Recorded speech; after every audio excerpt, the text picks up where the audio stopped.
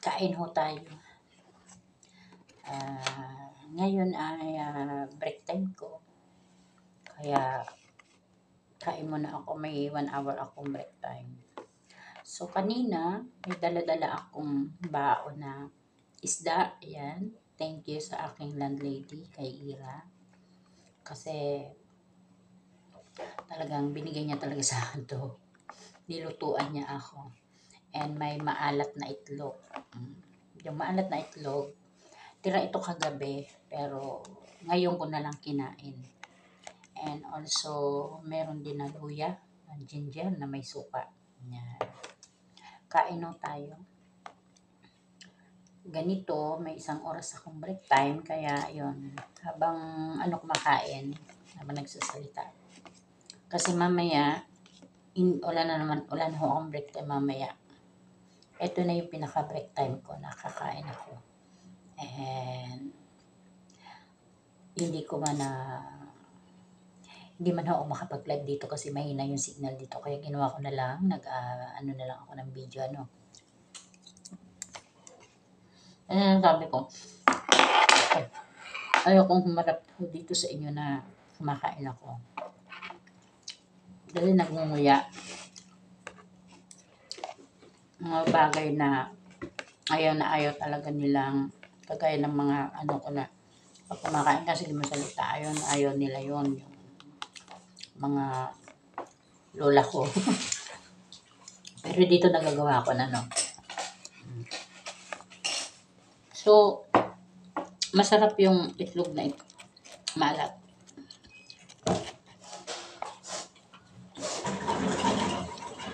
Why you? Not feeling well? You okay today? Why you cry? Why you cry? Really? You don't have problem? No lah. Si joking. I'm joking. It's a prank. It's a prank. You're hurting me. Kumain ka na? Tapos na po. Oo. Okay, I'm going to clean na. Yan. Take care. Okay. May mga Pilipina din po dito na kasama ko na nagtatrabaho, pero it's not totally all na Pilipina. Mix. May Malaysian, may Indian, may Indonesian. I don't know kung may Indonesian ba talaga.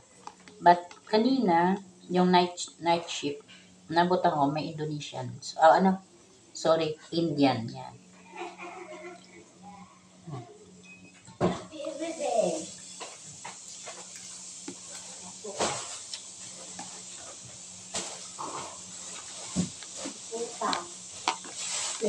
Open. Tomorrow take you. Or tomorrow? 7, right? 8. So, 7. 8 or 7, I don't know. dito, maganda rin naman yung samahan. Give and take ba?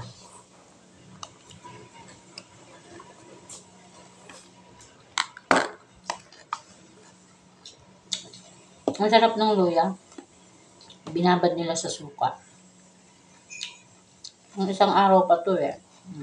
Walang may umuubos. Ako na lang mag-ubos.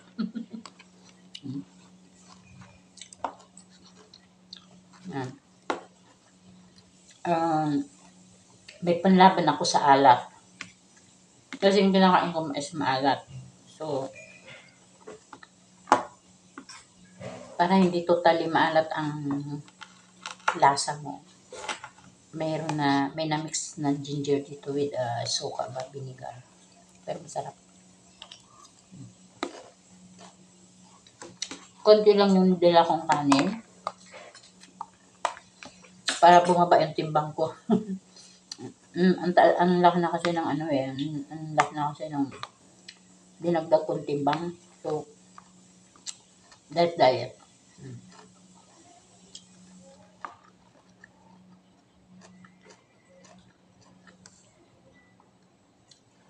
Hindi ko inalis yung kasi mamaya papasok ko rin naman.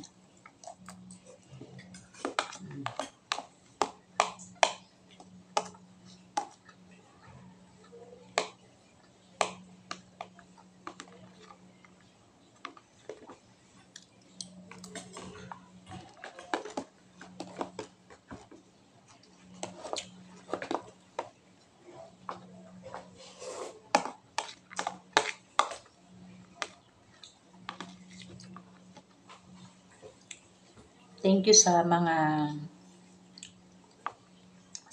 nanonood po na putol-putol ang video, walang maayos ng video, ganun ba? Pero ngayon,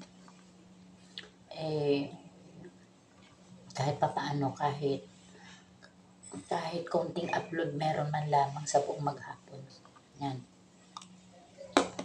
Hindi ko makuhang pindutin yung ilong ko kasi malangsa ba.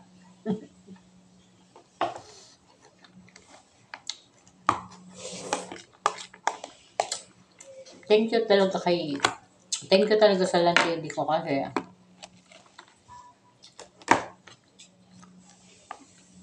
lagi siyang may handang pagkain para sa akin. Ang kagaya nito, babaunin ko, di kaninang umaga, nagising ako 6 o'clock, hindi na ako nagprito. At diretso ko na, siya na yung nagluto kagabi. Ang dinadala ko ditong pagkain, hindi naman yun talagang asin na yung niluto. Yung tira lang ba? Tirang kanin sa gabi. Ang tirang ulam na gabi rin.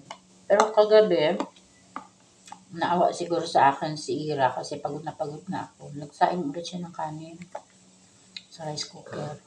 So, yun. Paggising ko kaninang umaga, mainit pa yung kanin kasi overnight naka-warm, hindi man niya pinatay. So, nilagay ko dito, mainit na.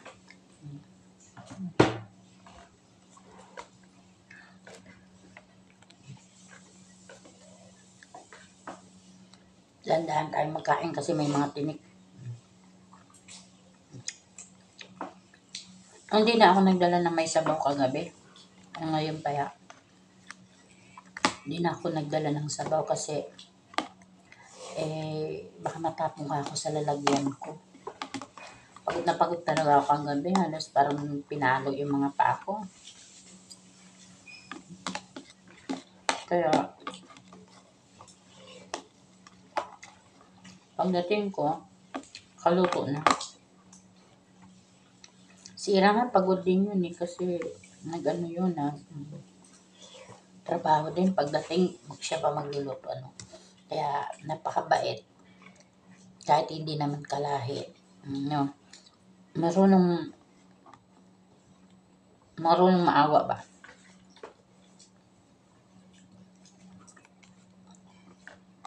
So pag ako nagkapera, magsahod ako, ititreat ko ulit si Ira sa isang restaurant. Kasi pag ako may pera, niyayaya ko yan. Sabi ko, Ira, sama ka sa akin. Ako ang taya na.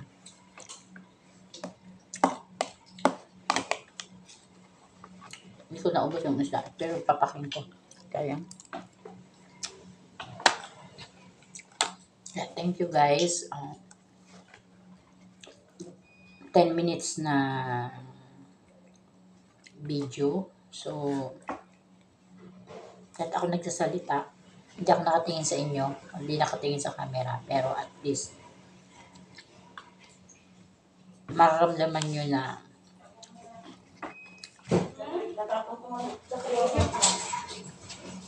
mararamdaman ko na mahalaga kayo sa akin.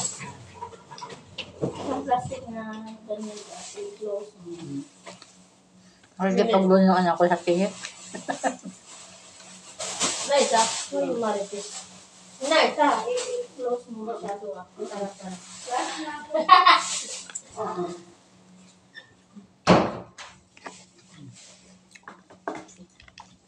Mahirap pagka ang ngipin mo hindi normal yung original, postiso. Hindi mo makagat-kagat. Kaya sa akin, pag kumakain ako,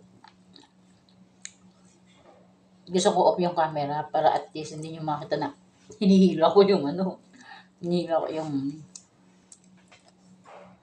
nakain ko. Kaya minsan, parang singaw ako magsalita. Minsan yung pronunciation ba? Kasi, parang hangin, may lumalabas na hangin na umaan sa ngipin mo. So ngayon, hindi normal. Minsan, parang akala mo, ano tawag doon? Yung bulol ka. Yan, yung bulol. Hindi ho ako bulol. Kahit ako, naririnig ko yung the way ako magsalita. Kasi nga, sa sarili ko, alam ko na yung ngipin ko ay hindi original. Mahirap magsalita. Kahit nga mo sa pagkain, lalo na sticky rice, mga puto dyan, suman, bibingka. Hindi ako makakain ng maayos kasi yung ngipin ko sumasabay din. Sumasabay din siya. Kaya yun.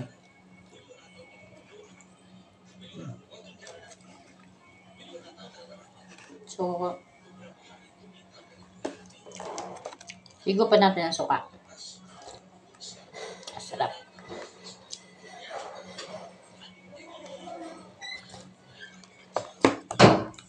Yan guys.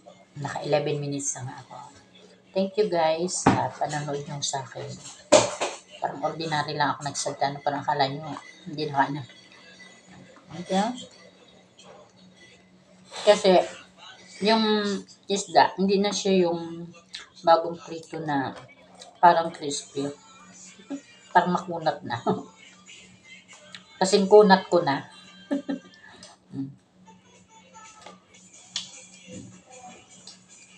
Bye guys. Bye-bye.